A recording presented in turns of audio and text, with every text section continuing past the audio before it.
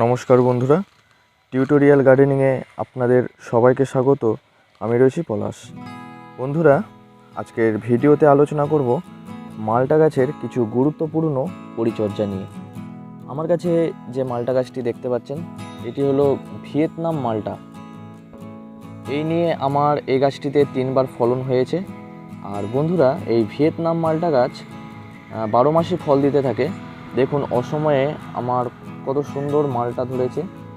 এই গাছে এখন 3টি মালটা হয়েছে এবং বেশ কিছু মালটা ছিল যেগুলি আমি পেরে নিয়েছি। এই জানুয়ারি মাসে আমাদের মালটা গাছগুলিতে বিশেষ পরিচর্যা করতে হবে, বা এই জানুয়ারি মাসে যদি আমরা মালটা গাছগুলিতে একটু ভুল পরিচর্যা করে ফেলি, তাহলে মালটা গাছে ফুলের বদলে শুধু নতুন পাতা গজাতেই দেখা যাবে। তো কি কি পরিচর্যা আমাদের করতে হবে এবং কি কি পরিচর্যা আমাদের এই সময় একদম ভুলেও করা যাবে না, তো ধাপে ধাপে এই ভিডিওর মাধ্যমে আমি আলোচনা করব। ভিডিওটি আপনারা শেষ পর্যন্ত দেখতে থাকুন। তো বন্ধুরা, এখন আমি আমার এই গাছ থেকে মালটাগুলিকে তুলে নেব, কারণ এই মালটাগুলি আমার পরিপক্ক হয়ে গিয়েছে এবং যদি আমি এই গাছে রেখে দিই তাহলে এই মালটাগুলি প্রথমত রস শুকিয়ে যেতে শুরু করবে এবং আমাদের মালটা গাছগুলিতে এখনও 2 মাসের মতো সময় আছে ফুল আসতে। এখন যদি আমি এই মালটাগুলিকে গাছের মধ্যে রেখে দিই তাহলে গাছে ফুল আসতে ব্যাঘাত ঘটবে, কেননা গাছ এখন ডরমেন্স পিরিয়ডে চলছে। তো গাছে যদি এই ফলগুলি থাকে তাহলে গাছ পুরোপুরি এই ফলের দিকে মন দেবে।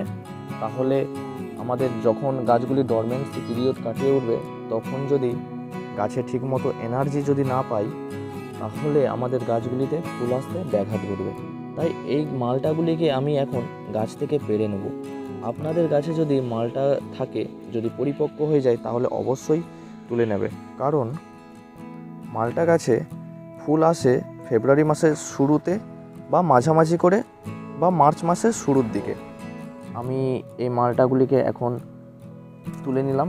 দেখুন খুব সুন্দর সাইজ, আর এই অসময়ে এরকম মালটা আপনারাও পাবেন। তো আপনারাও গাছগুলিকে আমি যেভাবে পরিচর্যার কথা বলবো, ধাপে ধাপে এই ভিডিওটি আপনারা শেষ পর্যন্ত দেখতে থাকুন। সব সময় আপনারা আমার চ্যানেল ফলো করবেন, তাহলে অবশ্যই আমার মতো এরকম আপনাদের কাছেও মালটা ফলবে। তো অবশ্যই সমস্ত কিছু এই ভিডিওর মাধ্যমে আমি আলোচনা করব।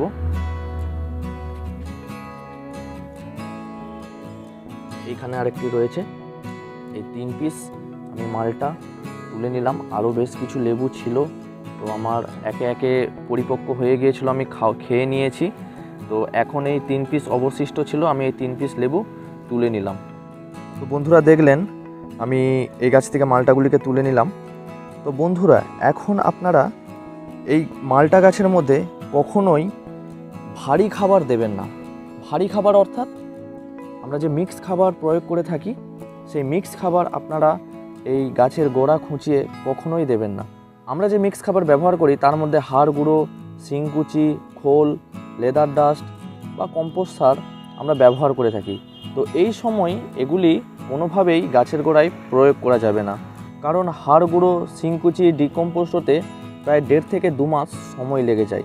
এই 2 মাস পর যখন গাছ ওই সমস্ত খাবার পাবে, তাহলে গাছে ফুলের বদলে কচি পাতার দেখা দেবে।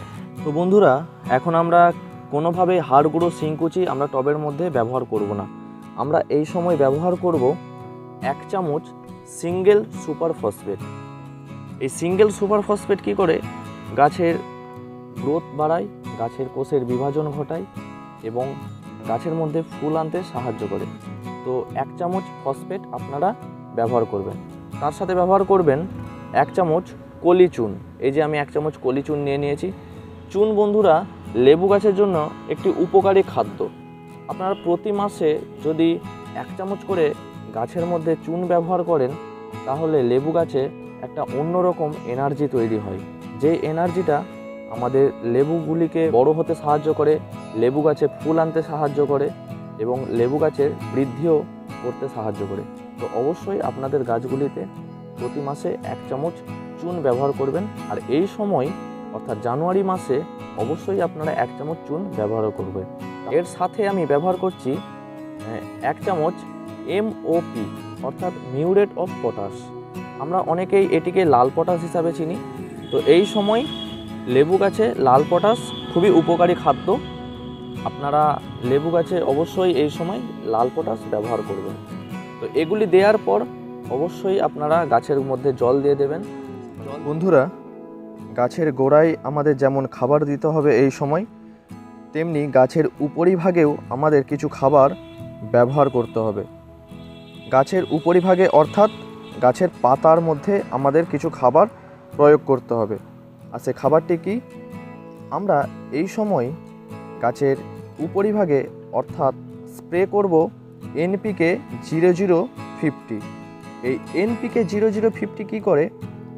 এটি পাতার মধ্যে দিয়ে প্রবেশ করে, যার মধ্যে রয়েছে শুধুমাত্র পটাশ। আর আমরা সবাই জানি পটাশ গাছের ফুল আনতে সাহায্য করে এবং ফলের বৃন্ত শক্ত করে এবং ফুলকে ঝরতে দেয় না এবং ফলের গুণগত মান বৃদ্ধি করে। তাই এই সময় আমাদের NPK 0050 ব্যবহার করতেই হবে লেবু গাছে। তো আমরা এই NPK 0050 ব্যবহার করব 10 দিন অন্তর। আমরা জলের মধ্যে গুলে সেটিকে ভালো করে ঝাঁকিয়ে নিয়ে স্প্রে করব। আর সেটি স্প্রে করতে হবে আমাদের একদম সকালবেলায়, অর্থাৎ সূর্য ওঠার আগে। NPK 0050 ব্যবহারের সাথে সাথে আমাদের যে কোনো একটি PGRও ব্যবহার করতে হবে, অর্থাৎ স্প্রে করতে হবে। PGR মানে প্ল্যান্ট গ্রোথ রেগুলেটর। এই PGR এর কাজ হচ্ছে গাছের গ্রোথ থামিয়ে গাছের মধ্যে ফুল আসতে সাহায্য করা। PGR আপনারা মিরাকুলান বা প্ল্যানোফিক্স ব্যবহার করতে পারেন। আমি আমার গাছের জন্য এই প্ল্যানোফিক্স ব্যবহার করি। এই প্ল্যানোফিক্স আমার গাছের খুব সুন্দর কাজ করে।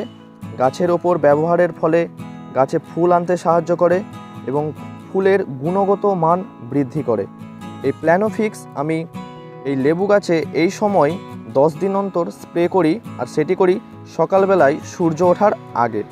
আপনারা চাইলে মিরাকুলান বা প্ল্যানোফিক্স ব্যবহার করতে পারেন। এগুলি ব্যবহার করার ফলে দেখবেন আপনাদের গাছগুলিতে যথাসময়ে ফুল এসে যাবে। তো বন্ধুরা, যখন আপনারা গাছে ফুলের দেখা পাবেন, ফুল আসার পর কেমন পরিচর্যা করতে হবে তা নিয়ে আবার আমি একটি ভিডিও আনব। তো সেই ভিডিও পাওয়ার জন্য অবশ্যই আমার চ্যানেলটিকে সাবস্ক্রাইব করে রাখবেন। তো বন্ধুরা, এই ছিল আজকের ভিডিওটি ভালো লাগলে অবশ্যই লাইক শেয়ার করবেন আর চ্যানেলটি সাবস্ক্রাইব করে চ্যানেলটিকে এগিয়ে যেতে সাহায্য করবেন। আপনারা প্রত্যেকেই ভালো থাকুন, সুস্থ থাকুন, আপনারা প্রত্যেকেই গাছ লাগান এবং সবুজের সাথে জুড়ে থাকুন। দেখা হবে আবার একটি নতুন কোনো ভিডিওতে। এখনকার মতো বিদায় নিচ্ছি। ধন্যবাদ।